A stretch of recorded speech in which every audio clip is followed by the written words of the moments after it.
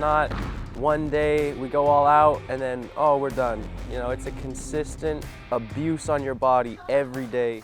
I really think this is beneficial for all riders, learning how to get tricks consistently, use the park better, learn how to warm up and recover your body. What I want is basically originality from the riders, get the most out of their style, their talent. I want to coach them in a way that promotes extreme riding and scootering. So when you go to a contest, you see 5, 6, 7 riders riding to the best of their abilities, flawless, put on a show at every competition.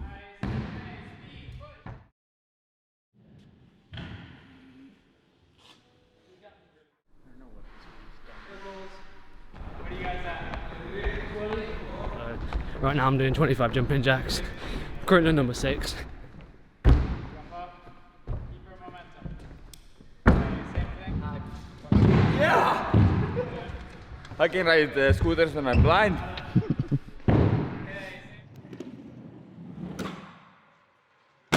First day of training went, I think, really well.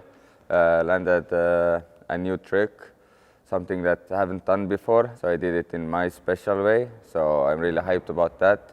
And overall, we had a good training with Coda. Coda gave us some tips, made us do some new practice stuff, how to warm up quicker.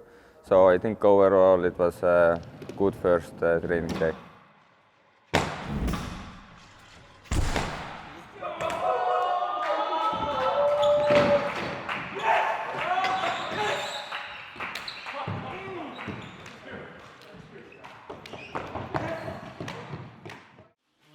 The ice baths are definitely beneficial just because it's not only helping your body recover, but it's also like a mental game.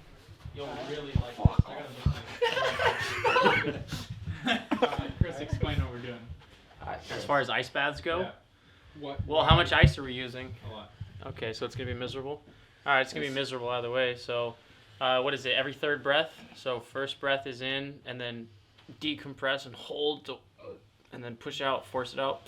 Also, main thing is don't, let your brain tell you, stay ahead of your brain. Because as soon as your brain starts telling you that you're cold and you do a little shiver, it just keeps going and going and going. You can have a more relaxed feeling into the ice bath. These guys should be ready to ride by tomorrow morning, no problem. Like, an ice bath really changes the game in terms of recovery. It was hard. It was really hard. My body was shaking. I was cold like 2 hours after that. It's definitely a shock when your body goes into cold waters like that. What's your favorite method to prepare for stressful moments? Just breathe in and breathe out. Smell the roses, blow the candles. Favorite meal to make? Favorite meal to make at home? Pasta bolognese. How do you make it? I buy spaghetti, pasta sauce, some meat, and the cheese. I hate ice baths. I got out in like 40 seconds because I was like thinking I'm gonna be sick. Go! Go! You gotta go! You gotta go! Is that 6 minutes? Yeah. Shut up! Big breaths. I feel sick. I can't do that. Nah, I can't. Come on! Nah. Like, that's disgusting. I feel like the ice baths is the biggest cheat code that you can use in any sort of athletic sport. It helps with blood flow, it helps with taking the soreness down.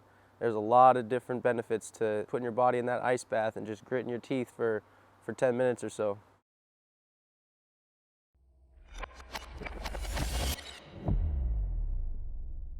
All right, so I'm about to have the guys basically do 2-minute runs, which is going to help with endurance and also fatigue for any of the last tricks you want to do. They have to do one big trick at the beginning, one trick at the end that's big, and fill the tricks in with every category that they're judged. I think the 2-minute runs were definitely something that's completely different to what I've done. A 1-minute run as it is crazy depending on what skate park you're riding, but then doing 2 minutes is insane to me. I've never done it. Make sure to get some grinds. Here we go. Good one. Wow, nice. Okay, this is some good gaps. Go. Nice. Keep your speed. Pump. Dakota's whole point behind that 2-minute run was to see if we could do the tricks that mattered when it mattered. You know, it's not about being able to do it when you're perfect and when you're healthy and when you're strong. It's about being able to do it when it's hard and being able to do it when it's not right. And so those 2-minute runs were rough. It's a lot of mental warfare, and it takes a lot mental strength to be able to power through that last high priority trick at the end of a 2-minute run.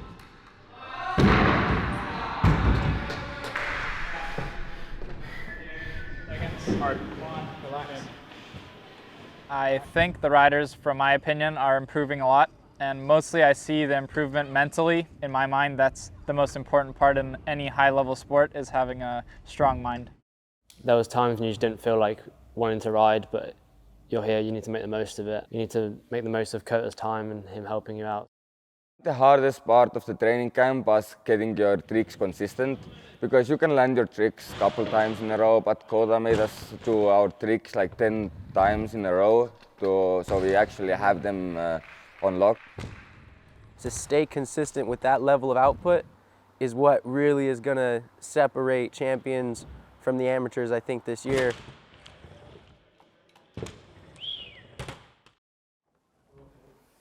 I'm going to have all the riders come in, and I basically put on a whiteboard that I'm going to lay out all the categories that is the perfect run in diversity.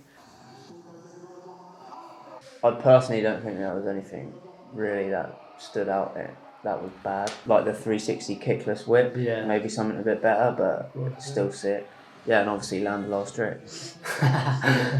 Like I would have practiced some crazy grind just so nobody could doubt anything. There's not like the wow factor that is just like you sealed the deal, you won hands down. But I think the run in like general terms is impressive.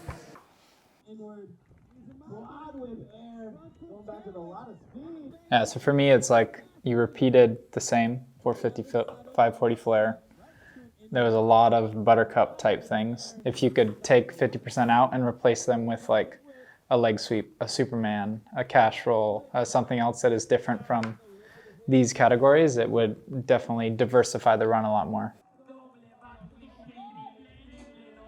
The problem we saw even yesterday is you like can't land with speed, which a few times you did.